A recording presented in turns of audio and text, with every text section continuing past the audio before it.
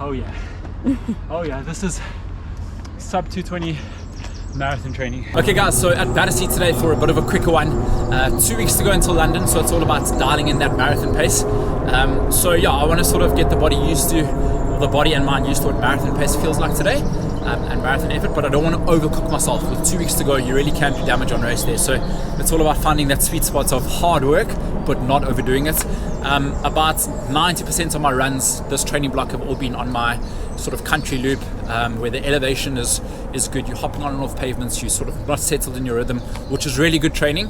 But you do need to get that leg speed, that body used to marathon pace and what sort of the running economy feels like. So that's what today is all about.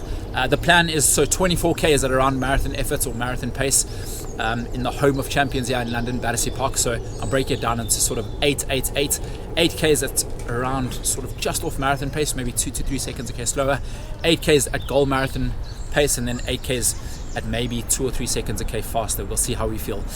Fueling rise, I've got my gel bolts over here, so I'm going to practice for London Marathon once again. My gels are going to go in here. I'll have a shot of ketone IQ at the start, and then I'll have this about 7Ks in, and I'll have the second one at about 15Ks in. And then yeah, on London Marathon I'm just going to take water and maybe a little bit of Lucozade and an extra gel or two. So let's dial it in, let's get going, and let's see how this goes. 3, 2, 1, let's go. 24K.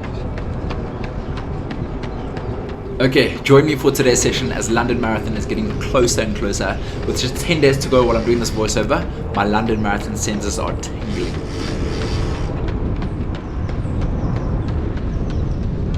That's not the only thing that's tingling. Unfortunately, my throat is tingling as well, and well, I suppose that's going to happen when you have 2 kids in nursery. The nursery germs are just through the roof at the moment. It's not necessarily a bad thing, you know, falling a little bit sick with 10 days to go, but I'm hoping come that start line I'm going to be firing on all cylinders. I really need to be. It's so much easier to train with people, to hit target pace in groups of people, but for this specific session I actually wanted to do it by myself. I wanted to sort of face those inner demons by myself. I knew that if I could hit marathon pace 24Ks by myself come London Marathon Day with fresh legs, adrenaline, a taper and a group of people, it should hopefully feel a whole lot easier. Wow, can we just take a moment to appreciate just how beautiful Battersea Park is looking today. It's literally a runner's paradise.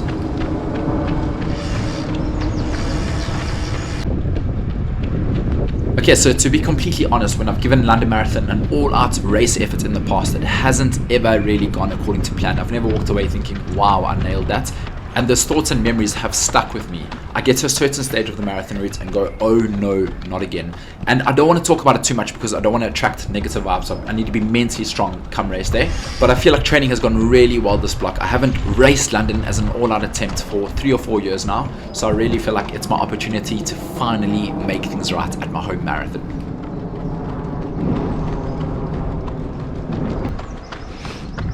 Okay, so let me speak through some of my mentality going into the race and what I'm going to be thinking. So the start of London Marathon is absolutely crazy. There's like a heartbeat sound that goes, it gets you buzzing, the crowd goes crazy, and it's so easy to get carried away. So the first 5Ks is sort of net downhill as well.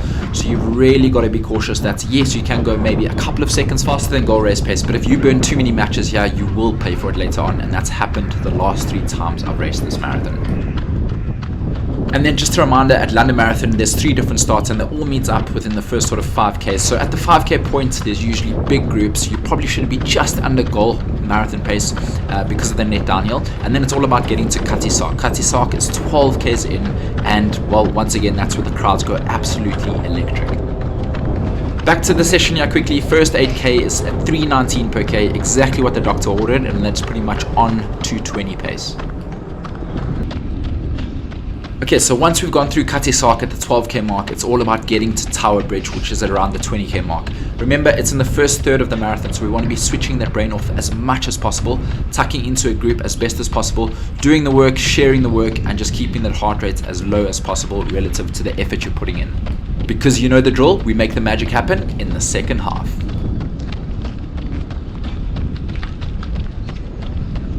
These Pro 4s that I'm running today's session in have such a good feel and sound to them, I must say.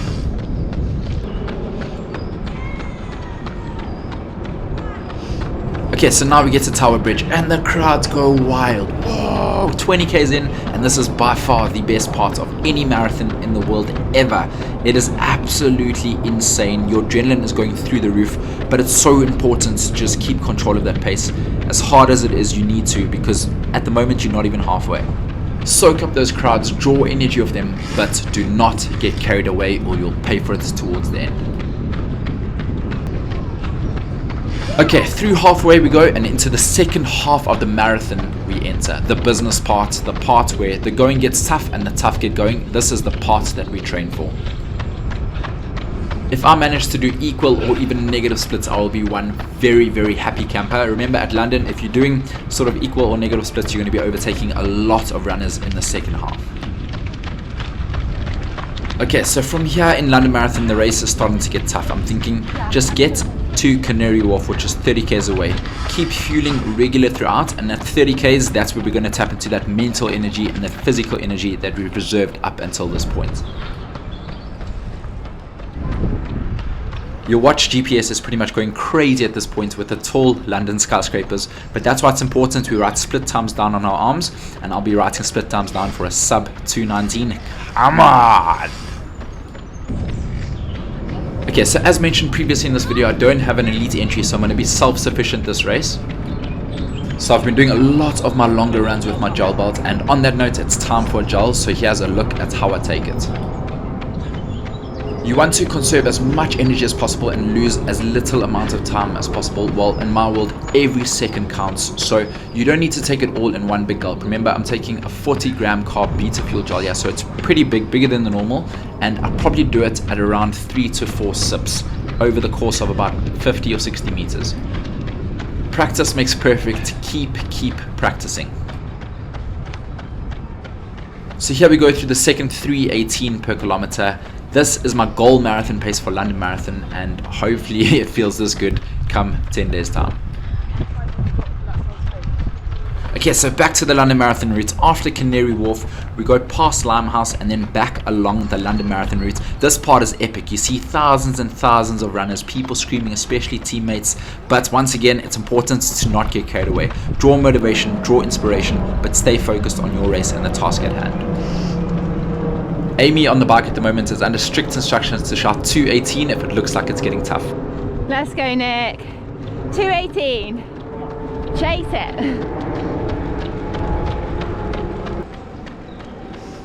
Got to believe, and attracting those positive vibes. Okay, so now we're into the last 5k's of the race, and your brain is like spaghetti or like scrambled eggs. There's just demons screaming left, right, and center. We want to fully empty the tank. We don't care how stiff we are the next day. So you go under Blackfriars Bridge. We come out the other side of the bridge. It's a little bit of a bump, but it feels like a massive hill at this stage of the race. It's got me so bad in the past, but this race, I just know it's going to be different. Once we get over this bump, it's pretty much 4 kilometers to go. You then run along the embankments with tens of thousands of people screaming for you. There's usually a little bit of a headwind, but, well, once again, let's be positive. This year is going to be different. We'll have a bit of a tailwind and an extra spring in our stride this year. It's a long stretch. It's probably only 3k's to go, but if you're fatigued, all you do is lift your hand, get the crowds going, and that instantly gives you energy.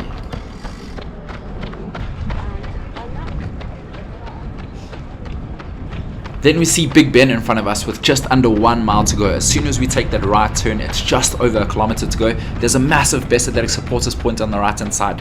What's up, my guys? Give me energy, come on. 1k to go. We go along St. James's Park all the way heading towards Buckingham Palace.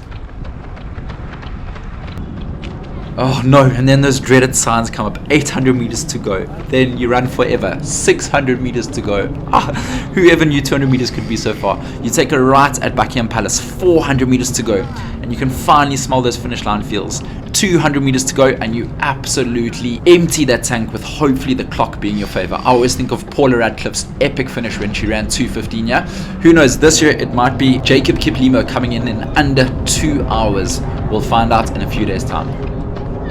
It's not about winning or losing the London Marathon, beating this person or beating that person. It's about putting in the maximum amount of work that you can do, setting a bold target that scares you, and just being the absolute best you on race day that you can be.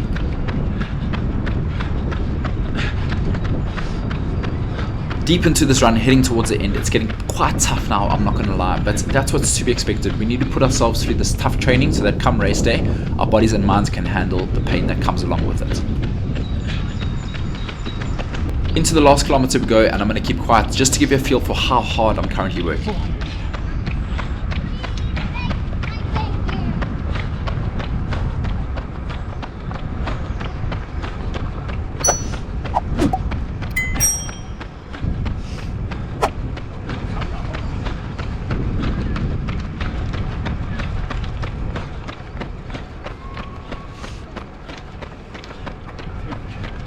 Let's do it.